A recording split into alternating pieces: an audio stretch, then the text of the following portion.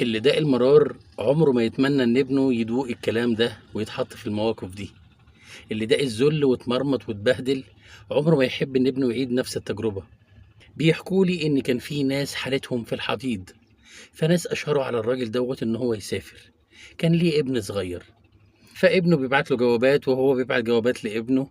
فابنه بيسأله في إحدى الجوابات، بيقول له: بابا أنت سافرت فين؟ قال له: أنا سافرت الكويت وباكل أحسن أكل وبفرح وبخرج وبتفسح. البلد جميلة وناسها طيبين. وقعد يحكي له عن الكويت وعن كل حاجة حلوة فيها.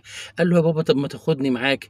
قال له: انجح وذاكر واجتهد علشان خاطر لما تيجي هنا تشتغل شغلانة محترمة وتنجح واشوف نجاحك بعيني. انت ذاكر واطلع من الأوائل.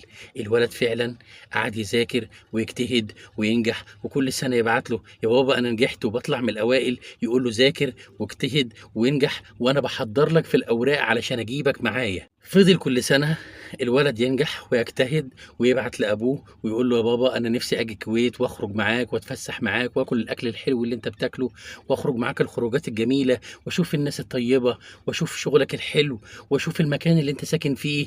أنا نفسي يا بابا تصور لي صورة كده وأنا أشوفك كده مبسوط وفرحان.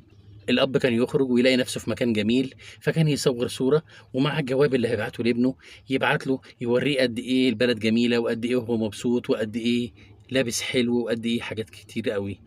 وكل مرة يزيد الحلم للابن إن هو يروح مع أبوه الكويت ويشوف الخروجات الجميلة ويشوف الفسح الحلوة ويشوف الناس الطيبة ويشوف الأكل الجميل اللي أبوه بياكله والنعيم اللي أبوه عايش فيه والمكان الفخم اللي أبوه بيحكي له عنه، المكان الفخم اللي أبوه ساكن فيه.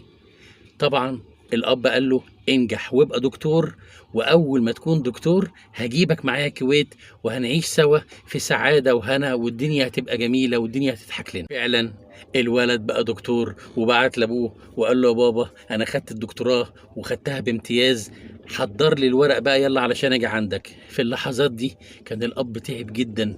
الغربة صعبة أوي يا جماعة.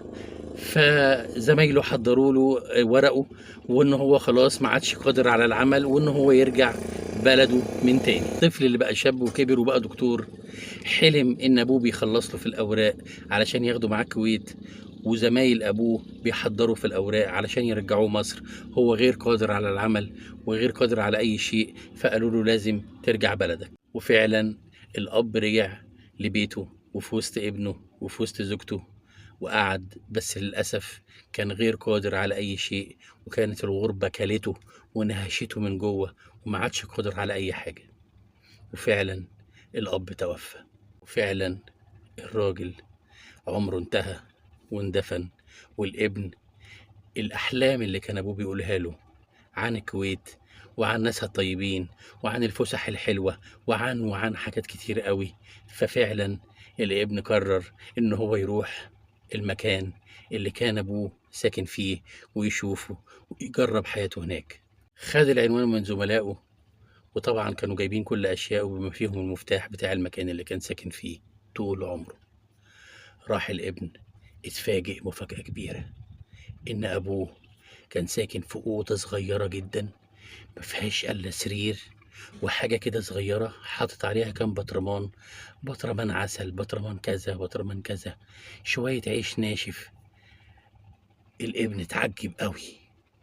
أبويا كان بيقول لي إنه عايش في مكان فخم، أبويا كان بيقول لي إنه بياكل أحسن أكل، أبويا كان بيقول لي إن هو بيشرب أحسن شرب.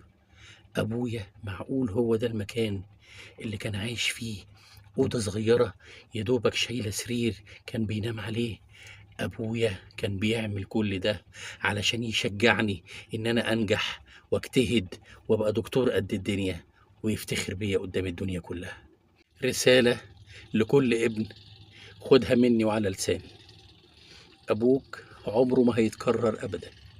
يوم ما أبوك يموت الدنيا هتكشف لك صورتها الحقيقية، هتتفاجئ بحاجات كان أبوك مخبيها عنك، مش علشان حاجة، عشان ما يحبطكش، عشان كان مصور لك الدنيا وردي علشان تنجح وتجتهد ويفتخر بيك في وسط الناس ويدوق تعبه ويدوق شقاه ويفتخر بيك في وسط الناس كلها. ابتسامة أبوك قدام عينيك حياة، عطفك على أبوك جنة، بوستك لراس أبوك بلسم، إنك تطيع أوامره ونصايحه دي مدرسة في حد ذاتها. أبوك لما يعلق على تصرفاتك ده هو عايزك تبقى أحسن منه، بيشجعك تنجح.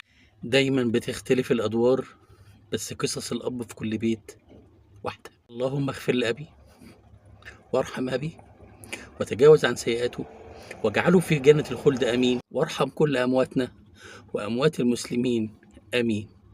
آمين يا رب العالمين.